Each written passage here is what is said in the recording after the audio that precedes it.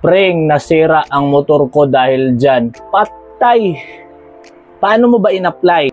O legit ba yung product na binili mo? Legit store ba yung binilihan mo? Mga preng, ingat-ingat talaga sa ganitong product.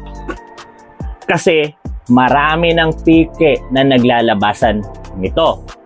Kaya ang resulta, yan, baka. Kaya mga preng, kung naghahanap talaga kayo ng legit store nito, doon talaga kayo sa legit store talaga ng brand na to. Pero kung gusto mo talagang makarekta, ilalagay ko na lang dyan sa comment section or dyan sa ilalim para makita nyo yung link ng store na binilhan ko talaga ng ganito. At baka meron ka pang hindi nalalaman kung paano ito i-apply. Tara, labas tayo. So okay mga preng, ito na siya ngayon.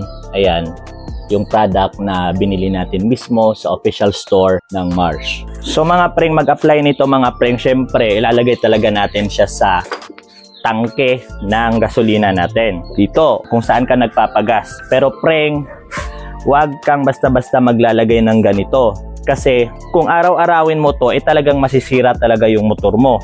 So yung advice nito, every 3,000 kilometers talaga mga preng.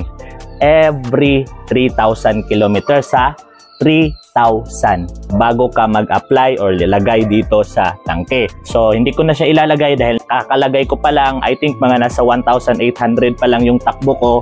So after ma-reach ko na yung 3,000 kilometers, doon ko na naman i-apply itong pangalawa. So ngayon mga preng, tanong kung pwede ba siya sa mga matataas ng kilometer na takbo. Yes, preng, pwedeng-pwede siya sa mga matataas ng kilometer na takbo kasi nga in-applyan ko siya ng ganito. Mga nasa 71 km na yung takbo ng motor ko. Yes, mga I think more on 71 km plus mga nandyan.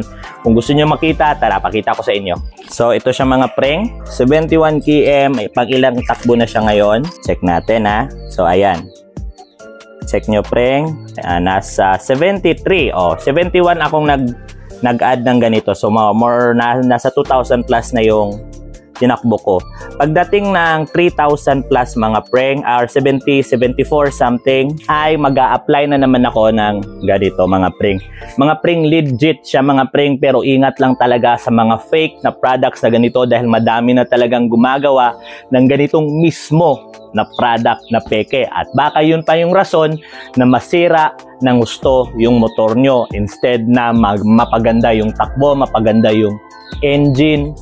Kaya ingat-ingat talaga mga preng. So, bumili lang kayo sa official store talaga nila or authorized store. Lalong-lalo na kung yung presyo ay talagang mas mababa sa presyo talaga ng ganitong product. Kaya ingat-ingat talaga kayo. Sa gusto talagang makabili ng ganito, doon mismo kung saan ko siya nabili, ilalagay ko na lang dyan sa comment section. At syempre, dyan sa mga ibaba, makikita nyo dyan na pwede nyong puntahan para makabili ng original, authentic na ganitong products. Sa mga nagtatanong preng, hindi po ako bayad ng product na ito.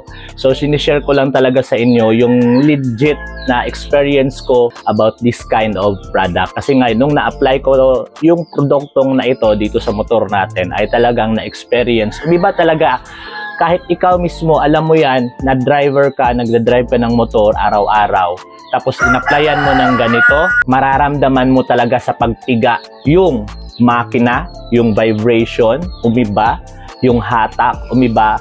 Yun talaga yung na-experience ko when I applied this kind of product. So kaya sa mga naghahanap mga preng, ayan, legit so store lang talaga, official store, official or authorized store lang talaga kayo bibili dahil ang dami talagang pike na naglalabasan nito ngayon. So that's all for now mga preng, kaya ingat-ingat, keep safe tayo always and ride safe. Sa mga hindi pa nakapag-subscribe, mag-subscribe na mga preng, and maraming salamat sa lahat ng mga nanonood.